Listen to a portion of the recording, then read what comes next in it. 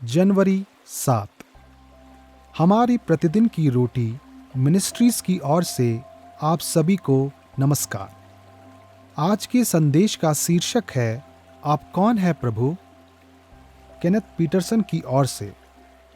आज के पवित्र शास्त्र का भाग प्रेरितों के काम अध्याय 9, 1 से 9 वचन तक।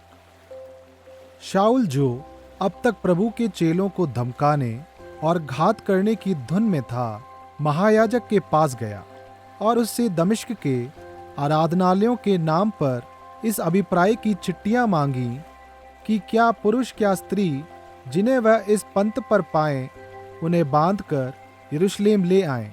परंतु चलते चलते जब वह दमिश्क के निकट पहुंचा तो एकाएक आकाश से उसके चारों ओर ज्योति चमकी और वह भूमि पर गिर पड़ा और यह शब्द सुना, हे शाऊल, तू मुझे क्यों सताता है?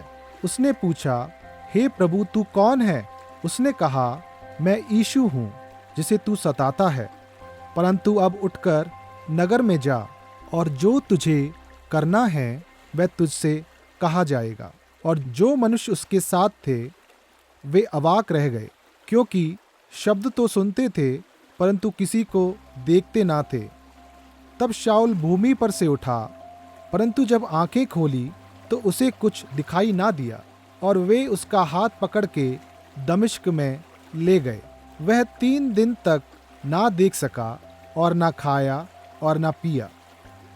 मुख्य वचन प्रेरितों के काम अध्याय 9 वचन 5। उसने पूछा, हे प्रभु, तू कौन है? 16 वर्ष की उम्र में लुइस रॉड्रिगेज कोकीन बेचने के आरोप में पहले ही जेल जा चुका था, लेकिन अब हत्या के प्रयास के आरोप में गिरफ्तार वह फिर से जेल में था। आजीवन कारावास की सजा के बारे में सोच रहा था, परंतु परमेश्वर ने उसकी दोषी परिस्थितियों में उससे बात की। सलाखों के पीछे युवा लुइस ने अपने जीवन के शुरुआती वर्षों को याद किया, जब उसकी माँ उसे विश्वासपूर्वक चर्च ले गई थी। अब उसे लगा कि परमेश्वर उसके दिल को छू रहा है।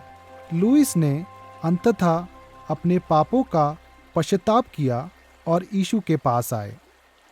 प्रेरितों के काम की पुस्तक में हम शाऊल नाम के एक जोशीले यहूदी व्यक्ति से मिलते हैं, जिसे पौलुस भी कहा जाता था। वह यीशु में विश्वासियों पर गंभीर हमले करने और घात करने का दोषी था। इस बात के प्रमाण हैं कि वह एक प्रकार का गिरोह का नेता था और स्तिफनुस की हत्या के समय भीड़ का एक हिस्सा था। परंतु परमेश्वर ने शाऊल की दोषी परिस्थितियों में भी बात की। दमिश्क की ओर जाने वाले मार्ग पर शाऊल एक ज्योति के चमकने से अंधा हो गया और यीशु ने उससे कहा, तू मुझे क्यों सताता है? शाऊल ने पूछा, हे प्रभु, तू कौन है? और वही उसके नए जीवन की शुरुआत थी। वह यीशु के पास आ गया। लुइस रॉड्रिगेज ने अपनी सजा का समय पूरा किया, लेकिन अंततः उसे कारावास अवकाश दिया गया।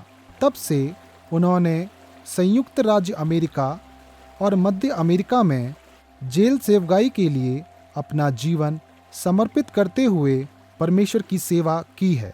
परमेश्वर हम में से सबसे बुरे को पाप से मुक्त करने में माहिर है।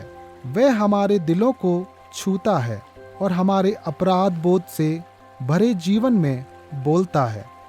शायद अब समय है कि हम अपने पापों का पश्चाताप करें और यीशु के पास आएं। जरा सोचें, आप किस अपराध बोध का अनुभव कर रहे हैं या अनुभव किया है? आपको कैसे लगता है कि परमेश्वर आपको बुला रहे हैं या उसने आपको अपने पास वापस बुला लिया है? आए हम प्रार्थना करें। यीशु, मैं आपसे भटक गया हूँ, लेकिन मुझे लगता है कि आप मेरे दिल को छू रहे हो।